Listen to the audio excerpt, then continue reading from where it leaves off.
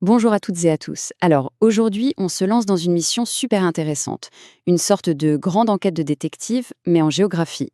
Le mystère du jour, c'est pourquoi est-ce que sur notre planète, il y a des endroits qui sont complètement bondés et d'autres qui sont presque vides. Prêt à mener l'enquête avec moi? Alors, regardez-moi un peu cette image. Ça, c'est un marché à Dhaka, la capitale du Bangladesh. Vous voyez tout ce monde? C'est impressionnant, non? Pour que vous imaginez bien, c'est un peu comme si on demandait à tout le collège, oui, tout le collège, de rentrer dans notre salle de classe. On serait un peu serré. Vous ne croyez pas? Et voilà, ça nous amène pile à la grande question de notre enquête.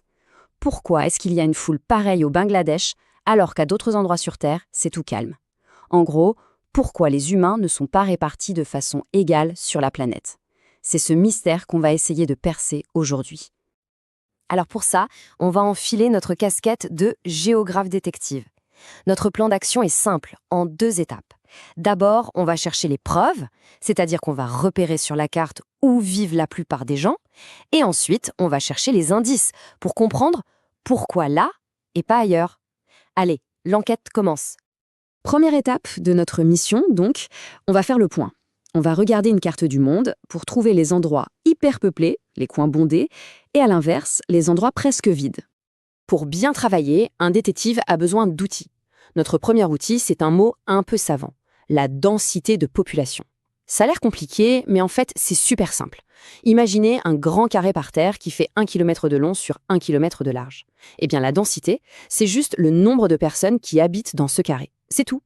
Et quand on trouve une région immense où la densité est super élevée, on a un autre mot pour ça, un foyer de peuplement.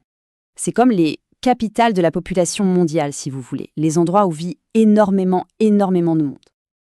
Et bien sûr, il y a le contraire, ce qu'on appelle les déserts humains. Alors attention, piège, ça ne veut pas dire qu'il y a du sable et des cactus partout. Non, non. Un désert humain, c'est juste un endroit sur la planète où il n'y a quasiment personne qui vit. Pensez aux immenses étendues glacées du pôle Nord, par exemple. Bon, maintenant qu'on a nos outils, regardons la carte des preuves. Où sont ces fameux foyers de peuplement? Vous les voyez? Il y a 3 zones géantes qui ressortent. C'est là que ça se passe. On a l'Asie du Sud, où on trouve l'Inde, par exemple. On a l'Asie de l'Est, avec la Chine. Et, oui, nous aussi, l'Europe. Et tenez-vous bien, le chiffre est juste fou.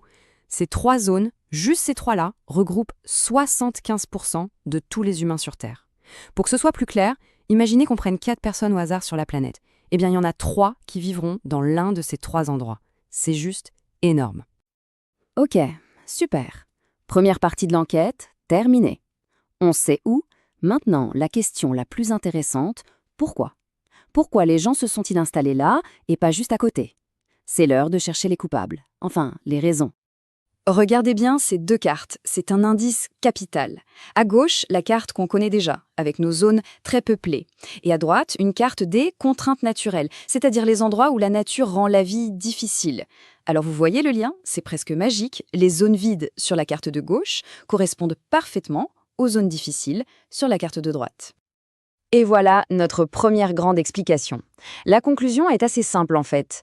Depuis la nuit des temps, les êtres humains ont choisi de s'installer là où la vie est plus simple. On préfère les plaines aux montagnes abruptes, les climats doux au froid extrême, et les endroits où il y a de l'eau pour faire pousser de la nourriture. C'est du bon sens finalement. Pour être sûr d'avoir bien compris, on va prendre notre loupe de détective et on va zoomer sur un cas d'école.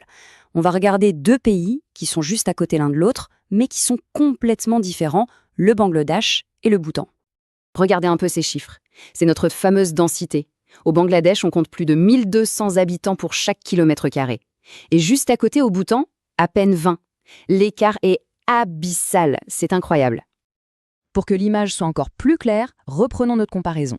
Imaginez un terrain de foot. Le Bangladesh, c'est comme si on mettait 1265 personnes dessus. Bon courage pour jouer, hein. Alors que pour le Bhoutan, on n'aurait que 20 personnes. Là, on a de la place, hein. On voit bien la différence, hein. La question est donc, mais pourquoi? Pourquoi un tel fossé entre ces 2 voisins? Allez, on réfléchit. Quels sont les indices qui pourraient expliquer cette énigme? Et voici la solution du mystère. Premier coupable, le relief. Le Bhoutan, c'est un pays de montagne, l'Himalaya. Très dur de construire des villes ou de faire des champs là-haut. Deuxième coupable, la terre.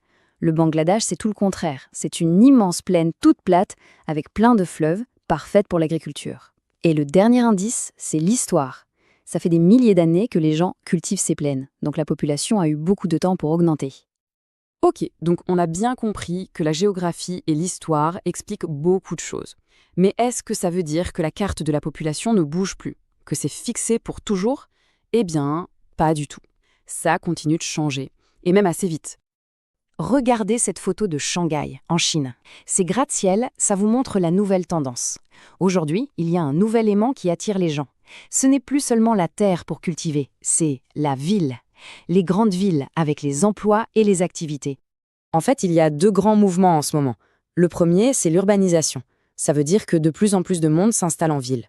Et le deuxième, c'est la littoralisation. Un mot un peu bizarre qui veut juste dire que les gens aiment bien s'installer près des côtes, au bord de la mer, parce que c'est là qu'il y a beaucoup de commerce. Et voilà, notre enquête est bouclée. Mission accomplie. Faisons le point sur nos découvertes. Primo, la population est super mal répartie. Secondo, on a trouvé 3 clubs géants où vit la majorité des gens. Tertio, on sait que les zones vides sont des zones où la nature est difficile. Quarto, on a compris que l'histoire et l'agriculture sont super importantes. Et enfin, on a vu que maintenant les gens sont attirés par les villes et les côtes. Belle enquête! Pour être sûr de ne rien oublier, voici le mémo de l'enquête. Ce qu'il faut retenir, c'est la définition de densité de population. Ensuite, les noms de nos 3 champions du peuplement. Asie du Sud, Asie de l'Est, Europe. Et surtout, l'astuce de pro, pour expliquer où les gens habitent, il faut toujours penser au duo de choc, géographie plus histoire. Avec ça, vous ne pouvez pas vous tromper. Voilà, on a résolu le mystère d'aujourd'hui. Mais ça ouvre une autre question, encore plus passionnante pour le futur. Avec tout ce qui se passe, le climat qui change, les nouvelles technologies, à votre avis, où est-ce que les gens vont choisir de vivre demain? La seule chose certaine, c'est que la carte du monde va encore beaucoup changer. Merci d'avoir été de si bons détectives et à très bientôt.